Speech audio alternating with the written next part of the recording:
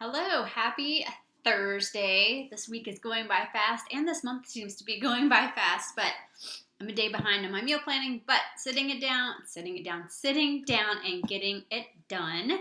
So let me go ahead and share with you my screen so you can see how I meal plan. If you are new and you've never seen how I meal plan, I like to start with a meal plan template. You can find templates for portion fix, 4-week gut protocol, time nutrition, and carb cycling in the What's Working Here resource library. And if you need help finding those, let me know. So I like to start, this is the framework for the meal plan B 4-week gut protocol, but except for the first meal, I took all the A's and B's off just because I wasn't following it exactly. But starting with that framework, and then I like to put the dates and the days of the week, everything that we have going on. Like on Mondays, I drive soccer carpool, so I know I need to either have something that's going to be quick and easy to make, or make it a little bit earlier, because then I usually take and eat my food with me at the soccer field. Same thing on football game days. My husband and I will usually eat before we go to the game, and then have something nice and hearty for my son to eat after the game. So just kind of plugging in all the things so that you know what you have going on, because you don't want to plan this amazing meal plan and then realize, oh no, I don't have time to make all those things. So the first thing I do, I write down anything we have going on, and then I start with my meal one. My meal one is always my shake. I add spinach to it. Last week we ran out of spinach, and I added cucumber to the tropical strawberry, and it was actually delicious. I was like, I don't know how this is going to taste, but I added like a little mini cucumber in there, and it kind of tasted like a spa water. You know how you get like a strawberry cucumber spa water? So I highly suggest tossing a cucumber in if you run out of your normal vegetables that you put into your Shakeology. And that's just an easy way to get some extra vegetables in, because with 4-week gut protocol, it's a little vegetable heavy, and I'm not that great about eating my vegetables. So I am working on that and making sure I get them in before I reach for other snacks. I have a snack attack group going on right now, trying to help us not reach for those extra snacks, and instead follow and stay on plan. Not saying that, there's snacks worked into the meal plan. I'm saying those extra like chips or cookies and things like that. And yes, it's okay to have a treat from time to time, but not I'm bored, I'm going to go have a snack. More of a thought out, hey, I planned for this and I'm going to have my snack now. So enough about that. If you're interested in joining the Snack Attack group, message me and I will send you the link for that as well. So meal one is my shake. I copy and paste that all the way down. And then to make things easy, for meal two, I pick 2 of those for the week. So I've got bacon. I usually use turkey bacon, an egg, and then hash browns and a tomato. And I'm alternating that with chicken maple breakfast sausage. I like to buy the, is it Applegate? Applegate Farms breakfast sausage. It comes in the freezer. And then I'm going to do a blueberry banana oatmeal. So I'm basically going to make some oatmeal, and I'm going to add some blueberry and bananas to it, usually like a little bit of honey and a sprinkle of cinnamon. And so then I alternate that for the week. And then I pick 2 lunches for the week. And I have been sticking with the, I used to do leftovers for lunch. But as I've explained, I have a 13-year-old son who's an athlete. And so we don't have leftovers that much anymore. So I've been kind of following 4-week gut protocol.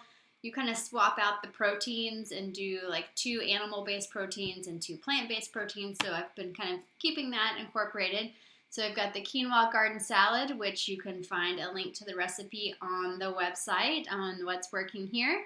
And then Asian noodle bowl, and I have that linked as well on my website. I have a couple more recipes, like half a dozen more recipes to get up on the website, and I'm hoping to get some of those up this weekend. So after that, I picked 2 snacks for the week. I'm super into my pickled okra right now. I like the pickled okra. And then strawberries with some coconut yogurt. I usually mix a little honey in there to sweeten it a little bit. And then carrots. I usually have my carrots with ranch. They taste like soap if I don't have them with the dip. I saw recently, this week, I saw something online about people that eat carrots and peanut butter. I may have to try that. What do you like to eat your carrots with? Let me know. And then some cashews and some blueberries. So then I alternate that for the week. So now most of my meal plan is filled out, and all I have left is dinner. So I cook, I guess, 4 times a week. On Sunday, I'm going to do the shrimp pesto pasta. I need to clean, my poor neglected garden is just kind of overgrowing with things, and it's got a lot of basil. So I'm going to make the shrimp pesto pasta, and I'm actually going to use the basil, the pesto sauce twice, because it usually makes enough, and we have some left over. So I'm like, I'll just go ahead and use it twice in the same week. I was looking back on some old menus for inspiration and saw that that's what I did. I was like, that's a good idea. So the shrimp pesto pasta is a recipe that is on my website, so you can get the recipe for the pesto sauce there as well. It's very, very easy to make.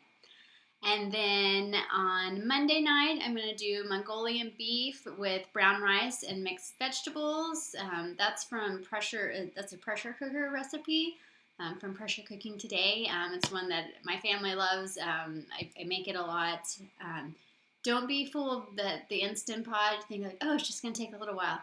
You got to brown the meat first. That's probably what takes the longest amount of time. And then the pot has to build up some pressure. So it may say cook time's like 10 minutes, but really it takes like 30, 40 minutes to make that meal. So I'll make sure that I make it ahead of time before we head out for soccer. And then on the 13th, I've got chicken parmesan with broccoli. That's another one of my son's favorite meals, and it is a recipe that you can find on the website as well. And you can see I dropped down my blue container from my snack, and I eliminated the coconut yogurt, which counts as a blue, so I moved it down to have my cheese with my chicken parmesan. I'm trying like I said, I like the framework of the 4-week gut protocol, but I'm adding in some things here and there, like cheese on occasion. And then on Wednesday, I'm gonna do just like a chicken with the pesto sauce, and I think I'm gonna mix it up with like some asparagus and some pasta. I'm just kind of tossing it together, making it up. So we'll see how it goes. If it's wonderful, maybe it will become a recipe. And then on Thursday, we usually I leave that open as a leftover or fend for yourself night. Like I said, we don't have many leftovers much anymore, but I usually do have things like sandwich meat and stuff like that, or you can make a salad, that sort of thing. And then on Fridays, we usually eat out or order food in, and same thing on Saturday. So that's how I make my meal planning easy, kind of keeping some of those things the same, kind of alternating them for the top half of the menu, and then picking different dinners so that you're not eating the same thing every day. You do have a little variety in there as well. But if you have questions about meal planning, let me know, and I'm happy to help you out.